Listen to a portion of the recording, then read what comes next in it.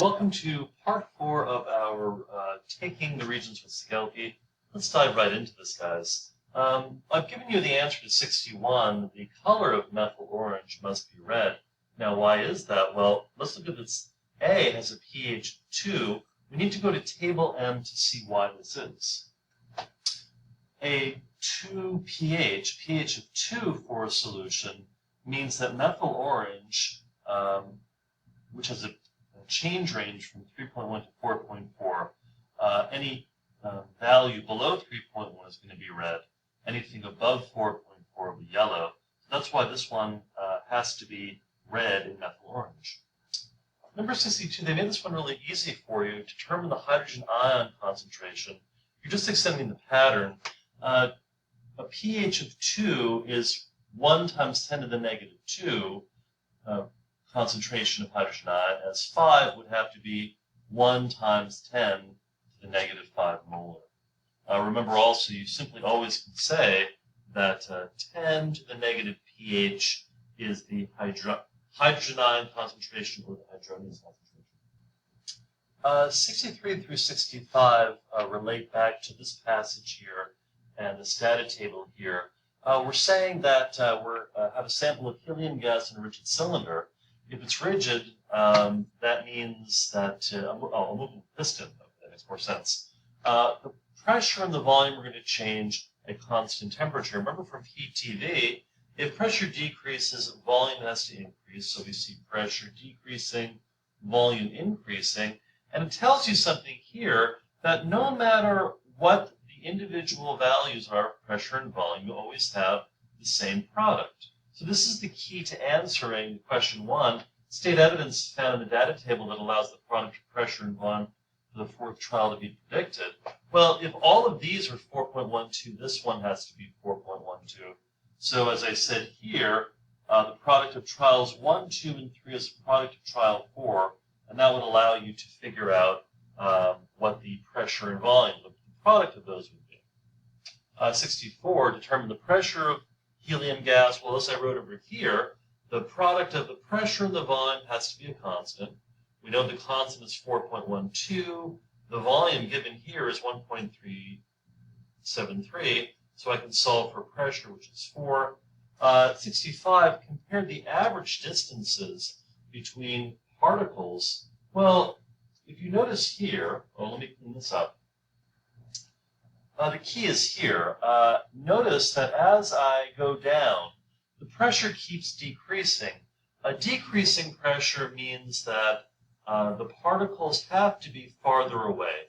Here's a high pressure system, here's a lower pressure system, and finally, we have an extremely low pressure system. The farther the particles are away, the lower the pressure has to be. Again, we have a passage followed by numerous questions. 66, identify 2 types of chemical bonding in the source of dietary potassium. Notice they don't come out and tell you K3PO4. They expect you to go and dig out that little nugget of knowledge. And we remember from class, I said whenever you have a metal and 2 or more different nonmetals, you have both ionic and covalent bonding. 67, identify the noble gas whose atoms have the same configuration as the potassium ion. Well, recall, as we said in class, K as an atom is very unhappy. It's 2881. It doesn't feel great. The way it feels great is by getting rid of that outer shell to become 288, feeling too great. Now that's the same as argon's configuration.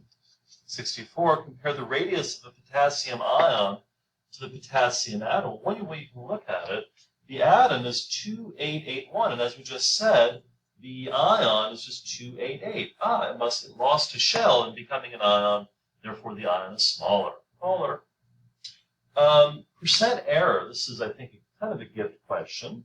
Go to table T, look up the formula, measured minus accepted divided by accepted. Now, of course, if you didn't look back, if you forgot to look at the passage, you have no idea what to do here.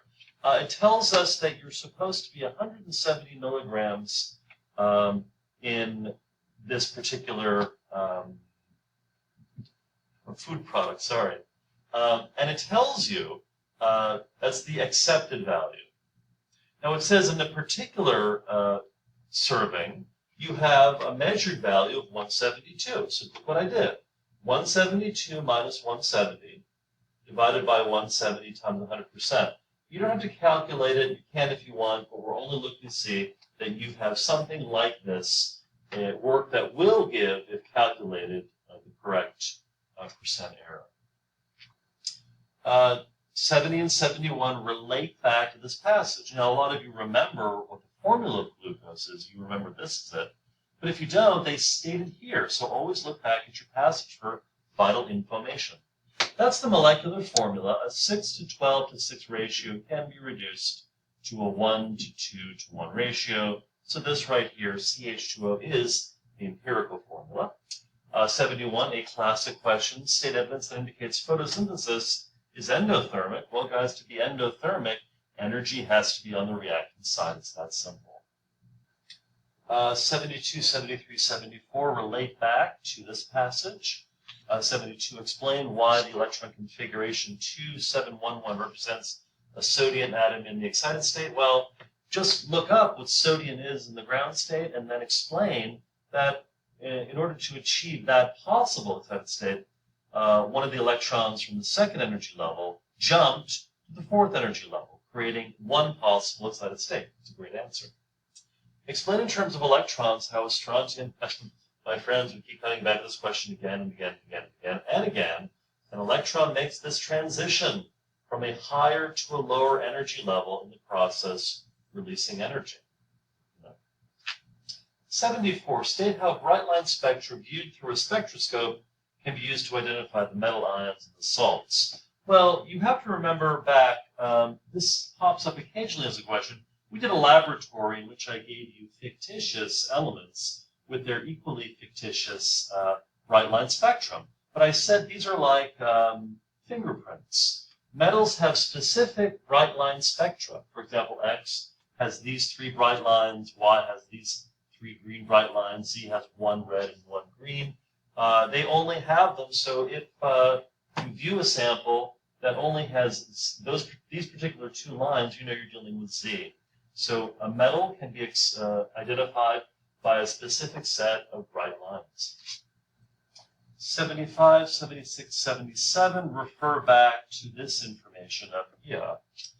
Show a correct numerical setup for calculating the gram formula mass of reactant 1. Again, you have to take a little trip. Okay, they're playing a little game with us. That's reactant 1. Well, first I would recommend you count up the number of carbons, hydrogens, oxygens. Look up, you're not solving this, by the way.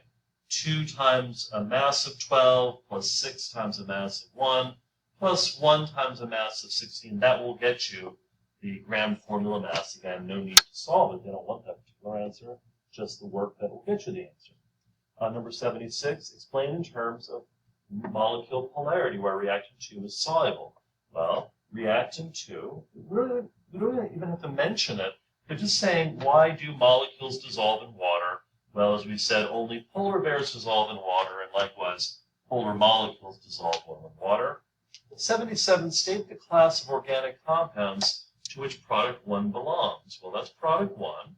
Guys, let's take a moment and compare this to our list of organic substances on table R. Well, I wrote the molecule down here.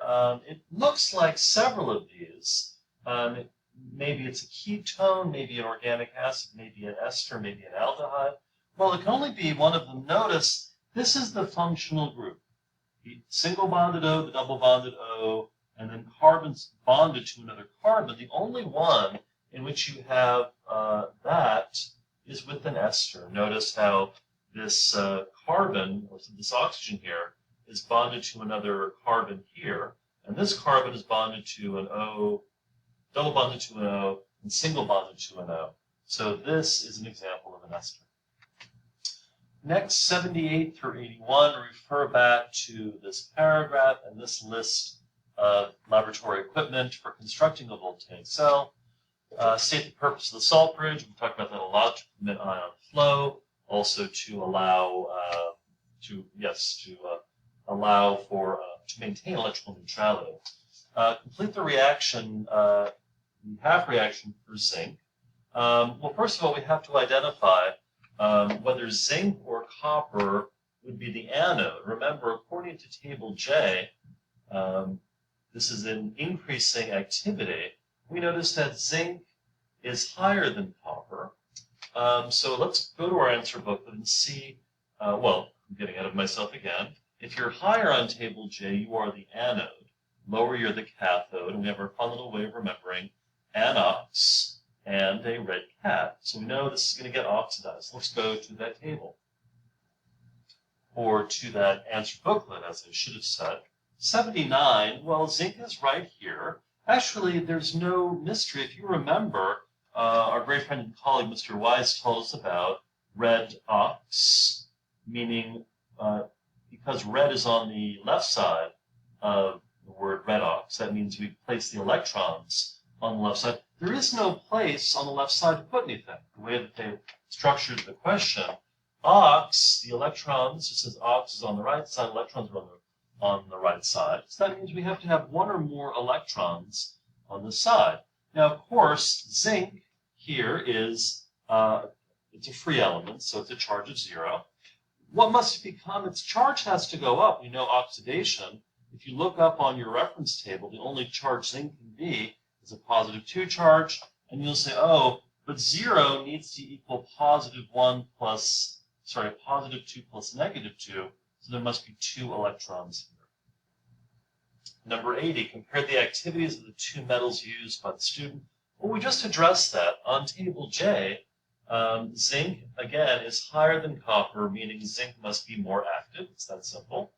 Identify one item of laboratory equipment required to build an electrolytic cell. Well, remember, guys, electrolytic cells are non-spontaneous. They're not going to happen by themselves. You need some external source of energy, which can also be called a battery. So oddly enough, well, only after you construct. If I construct this voltaic cell, I could use the constructed voltaic cell to drive an electrolytic cell. So let's move on. And the last 4 questions, we should have just enough time. These 4 questions relate to the passage. Identify the highly penetrating radioactive emission. Well, normally they say this word, gamma rays. You have to know that that must be what they're talking about. We probably mentioned Becquerel in our discussions, but we certainly always mention that those highly penetrating rays are called gamma rays. It's really the only answer this could be. Complete the nuclear equation in your answer booklet for the alpha decay of U-238. Well, let's go there. Oh man, they made this one really easy for you guys. Take a look. They did everything, you just have to fill in the last blank. 238 equals 4 plus 234. Then 92 equals 2 plus 90. Go to your reference table. That is this isotope. Number 84, determine the number of neutrons in an atom of uranium-233. Well, we always have this formula. The mass number equals protons plus neutrons. What's the mass of uranium-233? Well, my friends, 233. Protons, look up the atomic number. Solve for X. You have to have a total of 141 neutrons. Finally, identify the type of nuclear reaction that occurs when an alpha or beta particle is spontaneously emitted. Well, guys, these are both called, there's something called alpha decay and beta decay, so you can say decay. Of course, these belong to what we call natural transmutation. Remember, those nuclear reactions built with only one reactant, we call that spontaneous. We call that a natural transmutation. If, however, you had 2 reactants, as in the case of the fission of uranium-235, that's artificial. Let me also show you one last place to go. Go to table N, and something will tip you off, I think. We're at the top of table N, my friends. Oh, there's the word right there, decay. Decay equations are always spontaneous. They're natural transmutations. Okay, guys, well, as they say, that's a Regents. Thanks for joining me for these 4, taking the Regents with Segelke, and study well, my friends. Study well.